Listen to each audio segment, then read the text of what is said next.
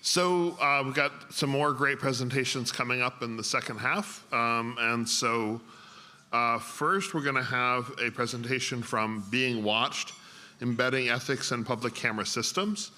Project members Dr. Brad Limov and Azza Masri will present.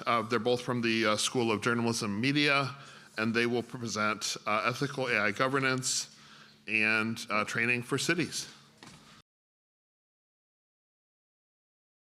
So good morning, everybody. As Ken said, we are talking today about AI governance and tools training for the city of Austin. I'm with Azza Masri. Dr. Sharon Strover is also a part of this project.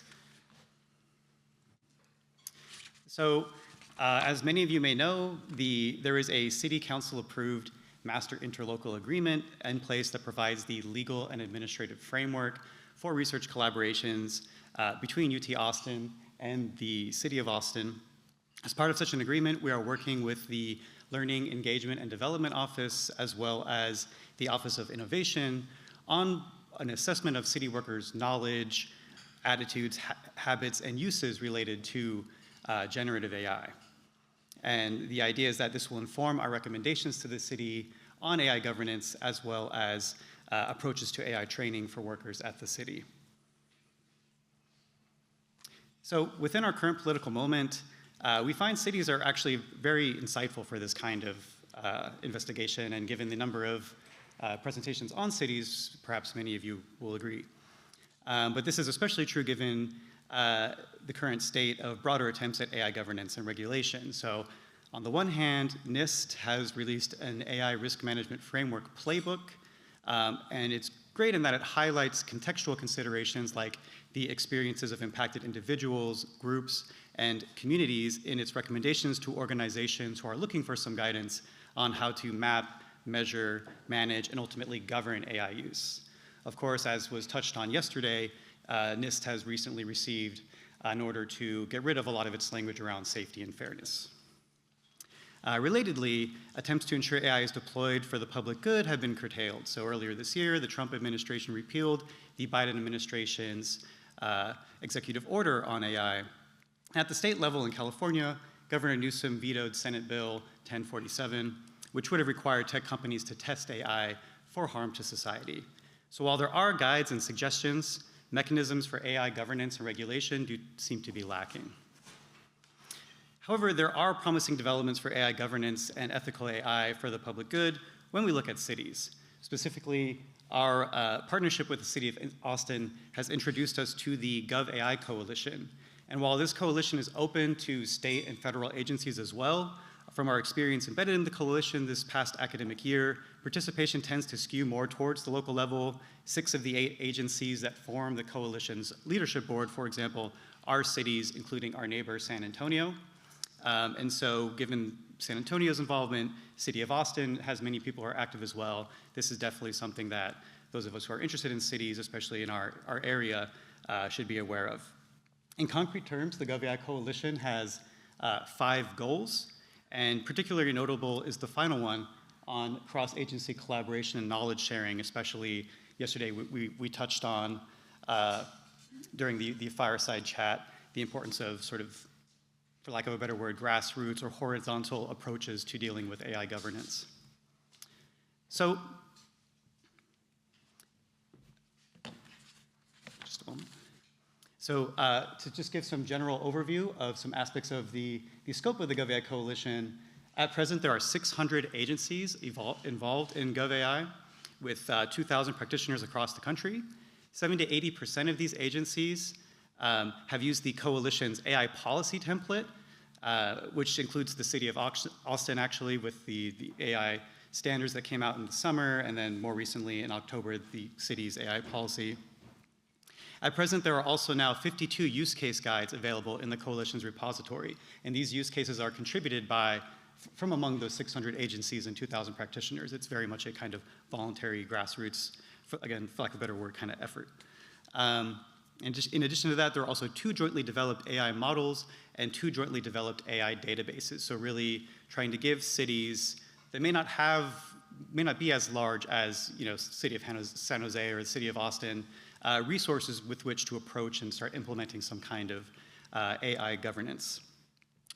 However, GovAI is to a degree buying into the hype around AI, leading to the reformation of government structures and work in hopes of being a cutting-edge smart city or an AI city. But the coalition's goals, as I showed you on the previous slide, also create a bit of space for AI to align with public values and to mitigate potential risk of AI-related harms. It's interesting, for example, that the coalition itself, the impetus behind it, was the city of San Jose and some others. They were dealing with vendor hesitation about sharing information on how they deal with privacy and data usage related to their AI products. So this was a way of sort of trying to counter that. So as we go about our governance recommendations and tools training in the context of Austin, there is the central question that we are asking of what are the values of the city and how do these relate to the values expressed by city workers? Connecting what we learn empirically with the wealth of research on this topic, we are also thinking about how do these values address key ethical concerns as they appear in the academic literature or in forums like this Good Systems Symposium. And ultimately, we are trying to figure out how can key ethical concerns, these key ethical concerns, be incorporated into governance and related training. So in addition to participation in the meetings of the GovAI coalition just discussed, we have conducted some surveys of City of Austin employees and are currently holding experimental training workshops with City of Austin employees. I will hand things over to Azza here in a few minutes so that she can go over our approaches in the workshops. But first, I'd like to introduce some high-level findings from our surveys.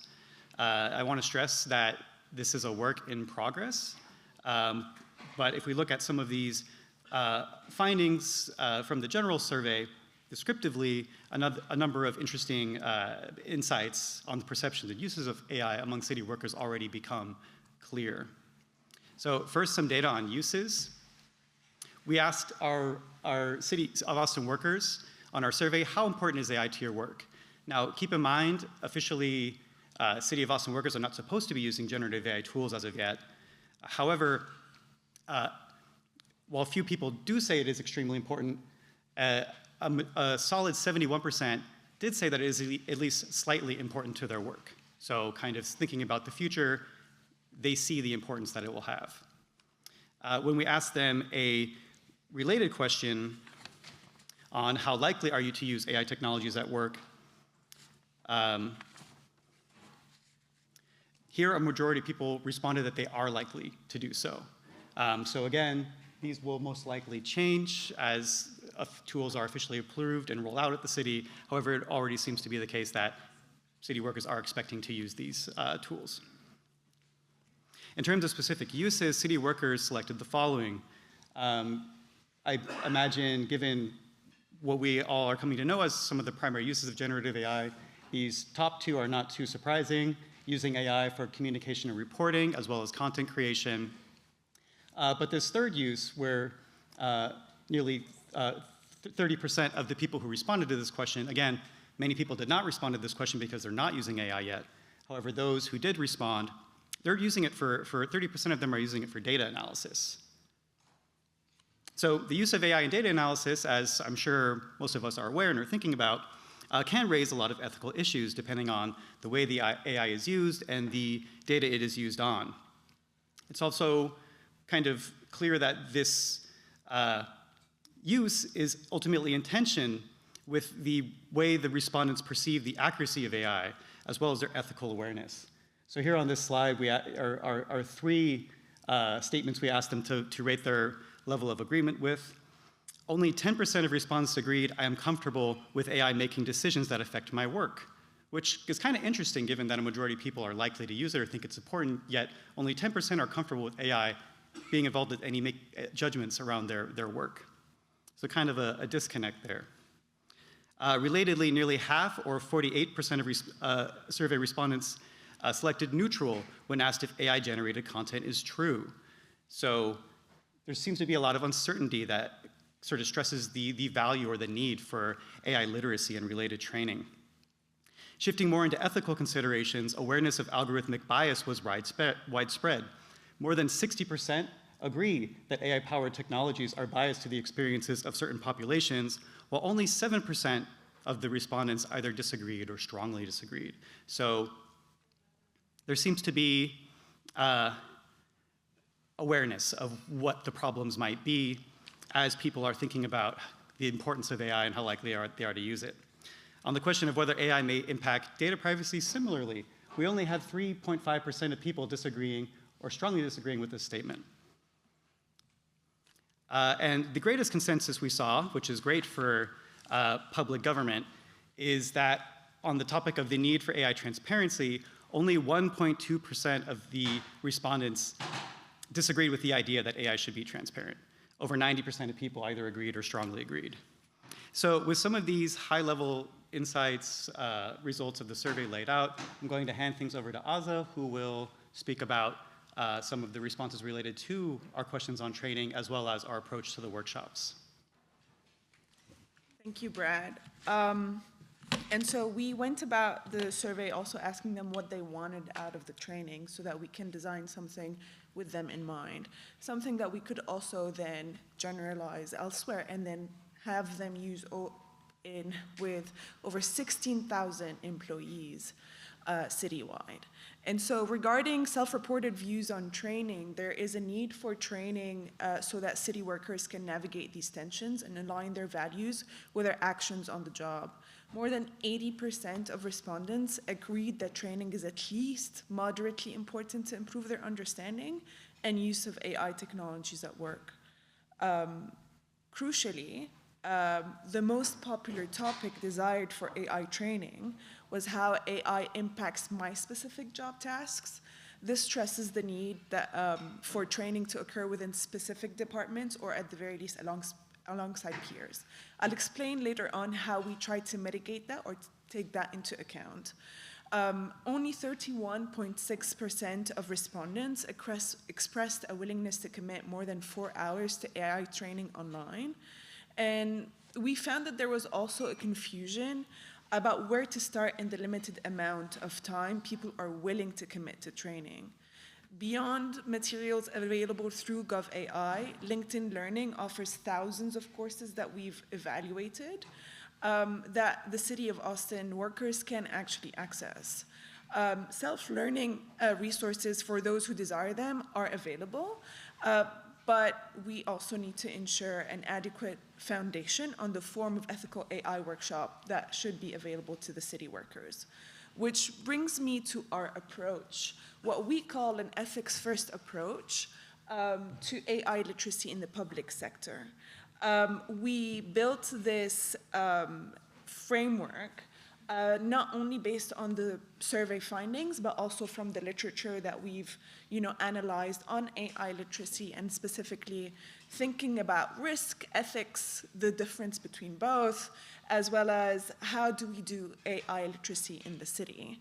And so we came up with this ethical foundation with 4 pillars. And I'll go really quickly on each, starting with the first pillar, which we call the value before tools pillar, which basically asks city staff to identify the core values or principles that animate their agency's mission and work, and select tools that align with that mission and not vice versa. So another way to thinking about this is, are people choosing this AI tool out of convenience or because it serves their mission? Our second pillar is critical questioning, something we call developing the habit of should we instead of can we. And this reframes the relationship, people's relationship to AI to one that is negotiable, which reasserts the power or the strength or the agency of these individuals within these departments in choosing whether or not AI is the right solution, and puts that on the table in a much clearer way.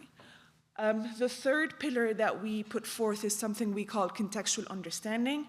As Brad showed previously, most of our survey respondents were very concerned about bias, but probably did not know how to address the issue of bias. And so contextual understanding as an ethical pillar allows us to move beyond concerns about bias and think about a multi-stakeholder approach. And so a guiding question would be, how can city staff strike a balance between city guidance, stakeholder needs, and tool implementation? Which leads me to the fourth pillar, which is one of the most important pillars, which is the responsibility focus. And so this means establishing clear accountability and oversight mechanisms, and in every step of the way, from department level to city level and elsewhere. This framework allows us to then dig deeper into the ethical considerations that we've used and trained our city staff on.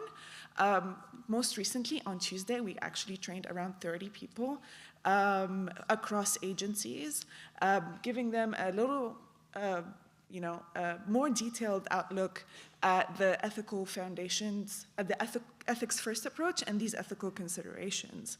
And so we've identified 7 ethical considerations that we think are especially important for city staff to take into consideration. These include accountability, and one guiding question could be, how do we establish clear lines of responsibility when using AI tools? Second is privacy. What personal or sensitive data is being used or generated when using this AI tool?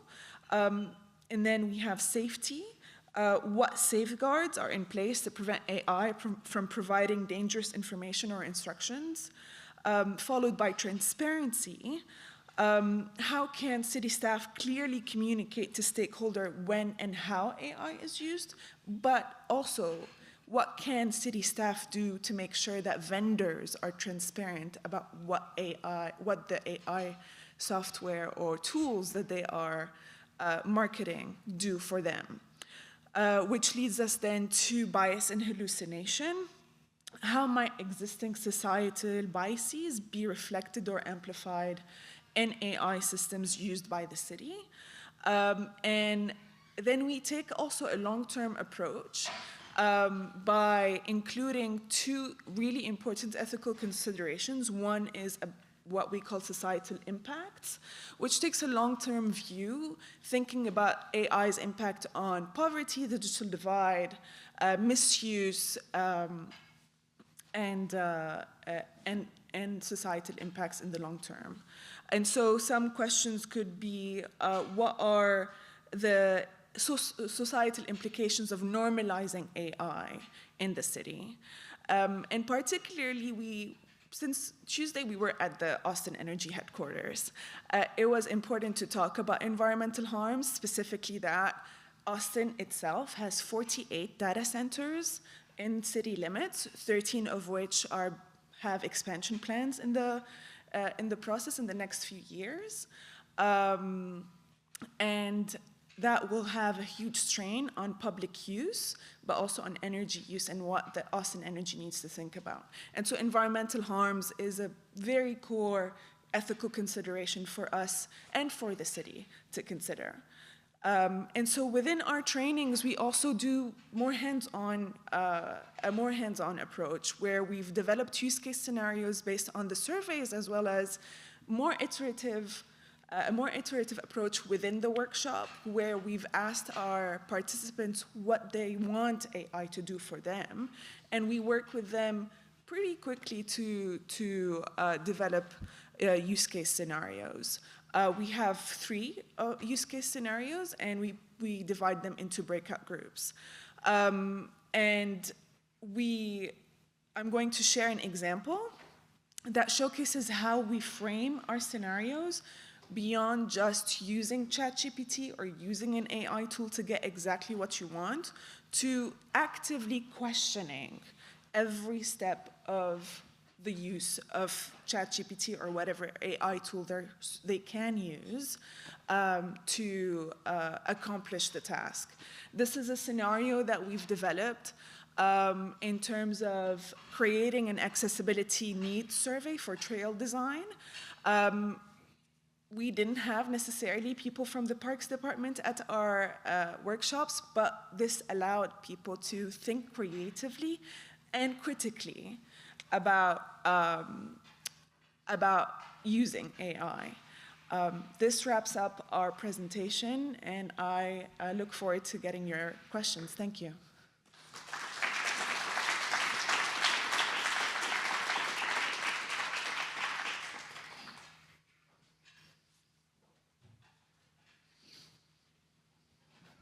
Hi, thank you so much for your presentation. I have a question on security, right, of AI and incorporating that into any business or basically our personal use. How would you incorporate security or cybersecurity into your AI literacy plan? So when we conceptualize security, not necessarily from a cybersecurity perspective, because as you can see, in terms of ethical considerations, a lot of the ethical consideration can be considered as cybersecurity issues, like transparency, privacy, etc. But security, we think about physical and psychological security, the impact to people using AI or being impacted by AI. Thank you. And just sorry to follow up on that. So in all of our, I guess if you work for corporate America or whatnot, you have to go through training, cybersecurity, basic user knowledge. With AI being incorporated into our uses and our jobs, isn't it important to, I guess, have individuals know what to look for? Because there are a lot of bad actors out there that can also get into systems with AI. Is that something that you could consider incorporating into? So this was covered a bit on our poster that's related to this yesterday, but the Information Security Office as well as the Privacy Office at the City of Austin are addressing those more cybersecurity risk mitigation issues, especially as they're thinking about which tools to use widely in the city. They're ensuring that, the data put in, if sensitive data will be used, it would be within a secured environment. And then so training on how to do that. From what I've heard, the existing cybersecurity training, again, I'm at the UT Austin, I'm not City of Austin, so this might be incorrect, but what I have heard is that they're going to cover what is legally mandated to do so as part of the cybersecurity training, extending it to account for AI. But in terms of getting at the kind of, there's what's legal, and then there's policy, and then there's what's ethical. And so trying to get people to, especially in a city like Austin, where there are so many public values that people feel so strongly about, having city employees be in a position where they can identify something that maybe it's legal, maybe it's fine by policy, but isn't really ethical, and then they can start a conversation in the department, they can pass it up to their supervisor, it can sort of align better the city's values with the public values. That's kind of especially what we're trying to add in terms of value to the process. Thank you so much. Thank you. Thank you for your great presentation. I have a question about the ethical foundation slide. You had a slide with four, there. And the top one, values before tools, says learning to evaluate AI through an ethical lens before learning to implement it. Mm-hmm. And I see implementation and evaluation as an iterative process. Mm-hmm. So it wasn't until I started implementing a local chatbot on my own machine that I began to understand the real ethical implications of the cloud-based chatbots that I had been using. So what do you mean by implementing, and how do you see this? Maybe you just didn't have room on the slide, but do you see this as an iterative process? So it is an iterative process because we are taking the city context. Right now, as Brad said, the CDM, what was it called? The technology management. CTM. Yeah, CTM. Is InfoSec. They're creating an Austin AI guidance in which they are beta testing. They have 100 ChatGPT enterprise accounts where they are beta testing ChatGPT and thinking about what works for them and what doesn't work for them. And so that is happening inside the city already, but we don't have access to that. And so going beyond just city level, we wanted to think about what that means on a departmental or team level. And so there is an iterative process that's happening on different levels, and we wanted the participants to think of themselves as part of that process as well. Cool. Now, I still didn't get an answer to the part of my question, which was about implementing, what implementing means. So it sounds like you mean more adoption than implementing. If you're adopting ChatGPT, you're not actually implementing At this your own. stage, they are just adopting ChatGPT, but there have been discussions within teams, or at least within our workshops, that they would like to implement internal AI chatbots. Yeah, so I mean, implementing in the sense of which tools will be used at the city, and then, but I do appreciate your comment on stressing the iterative nature of the process, right? The issue that we've seen, however, and it comes up in the academic literature as well, is that very often there's only the implementation, and then when ethics comes in, there's the ethics people who are over there, and they will handle it, and I will just continue to develop and use AI, you know? And so, again, having it baked into the process, having it come before, but to your point, that's true, you know, having it be iterative, you know, working to implement, but then returning to the ethics, having it be constantly a part of the process is a very important point as well. So thank you for that. Yeah. Thank you.